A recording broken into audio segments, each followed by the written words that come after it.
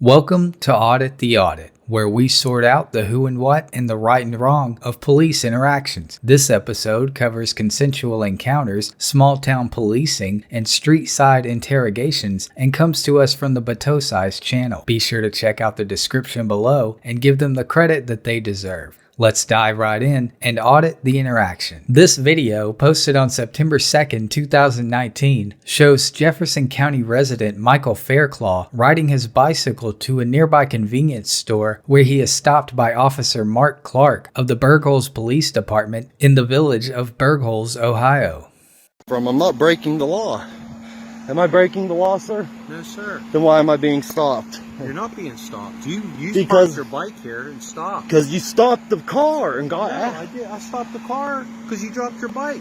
In order to be detained and questioned by a member of law enforcement, Ohio Revised Code 2921.29 requires that the officer suspect the individual of committing a crime. Officer Clark told Mr. Fairclaw that he was not breaking any laws, which infers that Mr. Fairclaw is free to leave at any time. So far, this is what's known as a consensual encounter. Officer Clark's intentions may seem innocent, but a consensual encounter is more than a casual conversation. Consensual encounters act as a significant investigatory tool for law enforcement and are often used as a segue into reasonable suspicion or probable cause. In the 1991 case of Florida v. Bostic, the Supreme Court affirmed that, quote, officers do not violate the Fourth Amendment by merely approaching an individual on the street or in another public place by asking him if he is willing to answer some questions or by putting questions to him if the person is willing to listen. The legal doctrine for whether or not an encounter is considered consensual is based on the free-to-leave test, which considers whether the police conduct would have communicated to a reasonable person that he was not at liberty to ignore the police presence and go about his business. If a reasonable person would not feel free to leave at any time during a police encounter, then the encounter is not consensual. In the 2017 10th Circuit case of United States v. Hernandez, the court compiled a list of factors to consider in determining whether an encounter is consensual.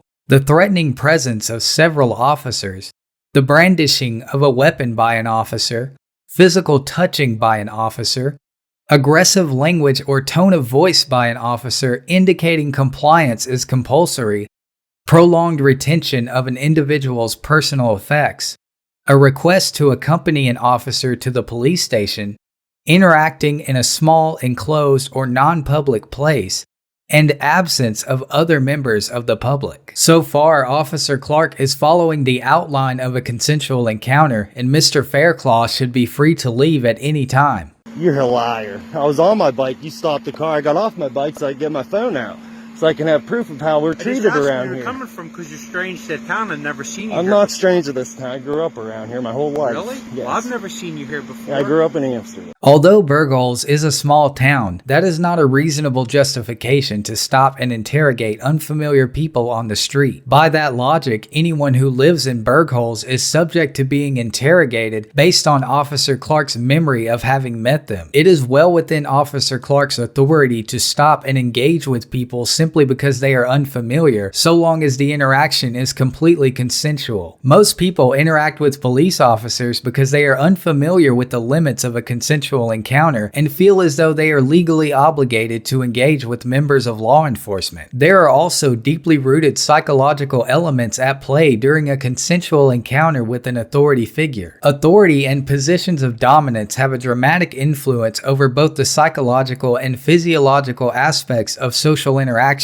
and many expert studies, such as Milner's studies and the Stanford Prison Experiment, have demonstrated the influential power of authority and obedience. Obedience is contingent on authority, and many people find it easier to disengage from an ordinary person than from an authoritative figure. The power of a badge and uniform alone are often enough to coerce an average person into an unwanted conversation or interrogation without having to acquire reasonable suspicion to detain them. Mr. Fairclaw stopped his bike because he feared the repercussions of not yielding to Officer Clark, even though Mr. Fairclaw knew he had done nothing wrong. Mr. Fairclaw starts to sense the officer's ignorance and then uses the officer's logic against him. Oh, I've never seen you either. You must be I'm new just here. wondering where you're going. I'm going to the store.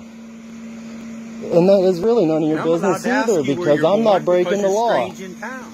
But I'm not. I've lived here my whole I need to life. see your driver's license or some kind of ID. For driving a bike? Yep. Bicycles are defined as vehicles under Ohio law, and state law allows bicycles to be lawfully operated on virtually all Ohio roads except freeways or certain limited access roadways. Having an ID is not required for operating a bicycle, but like in all states, Ohio law requires cyclists to follow the basic rules of the road when riding a bicycle on a roadway, and cyclists who break traffic laws are subject to being pulled over and identified. Under state law, bike bans that force cyclists to use sidewalks instead of roads are prohibited everywhere in Ohio. In fact, many cities, especially Ohio's larger cities, do not permit sidewalk cycling at all. I was unable to locate the local ordinances concerning sidewalk biking, but considering that Bergholz has a population of just under 700 residents, it is safe to assume that no such local ordinance exists. As mentioned earlier in the video, Ohio is a stop and identify state, but in order for an officer to demand identification, he must suspect the individual of committing, have committed, or about to commit a crime. Officer Clark has no legal basis to demand identification from Mr. Fairclaw. I want to make sure that you're who you say you are. I never gave you a name, and I don't have to prove nothing because I didn't. Yes, you do. Did I break the law? I'll write you a ticket. For what? A ticket for what? Police officer asked you a question. Okay.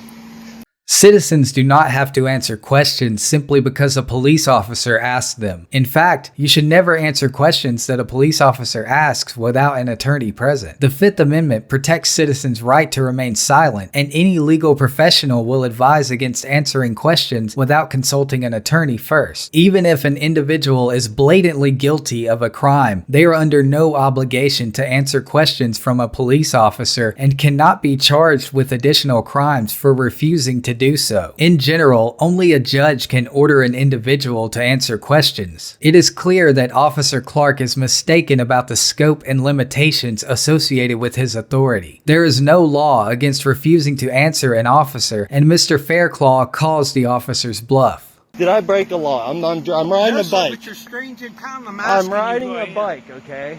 I'm not strange in town. I grew up in Amsterdam. My name is Michael Fairclaw. I grew up in Amsterdam, Ohio. That's fine. My That's birthday. all I needed to know. Yes. I mean, That's all I needed to know. well, Who you you wanted were. my ID. I'm not giving you my ID. I didn't break the law, sir.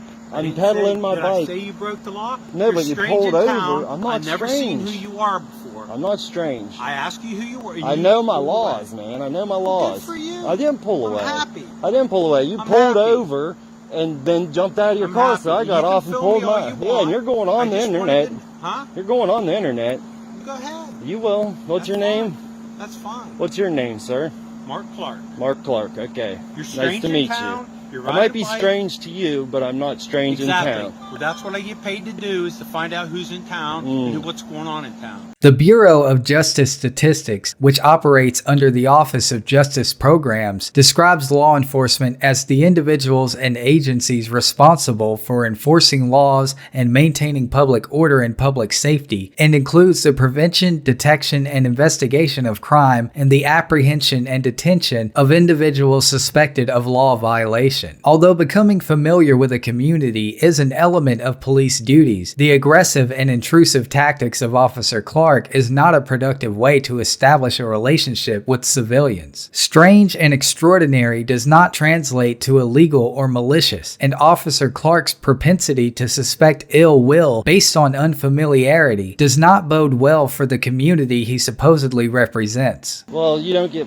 Well, actually, you get paid to patrol town. You don't get paid to harass people who pedaling bikes. I'm pedaling a bike, brother. I'm not harassing anybody. I didn't pedal. I know you're not pedaling. I'm pedaling. I'm not breaking the law. I'm not driving or nothing, dude. And I can't wait. I can't wait for Facebook to love this one up. You're gonna be famous, brother. After realizing that Officer Clark has no authority over him, Mr. Fairclaw gets back on his bike and leaves the scene without further incident. The original video of this interaction has since been deleted, and no more information on this encounter was readily available. Overall, Officer Clark gets an F for misunderstanding the scope of his authority, harassing an innocent citizen for being unfamiliar, and displaying a general lack of competence and professional awareness. The days of informal policing are long gone, and even in small towns like Bergholz, police officers are held to a higher professional standard than they were 20 years ago. There are local, state, and federal rules, policies, and procedures that members of law enforcement are expected to know and uphold. Police no longer act as community leaders, and America as a country has outgrown the need for personal relationships with officers of the law and is in desperate need of professional, objective, and educated arbiters of peace who do not police with a chip on their shoulder or a false sense of entitlement. Officer Clark represents an antiquated style of policing that does not correlate with the professional expectations of the modern world. It is likely high time for Officer Clark to retire or be retrained on the expectations of contemporary policing.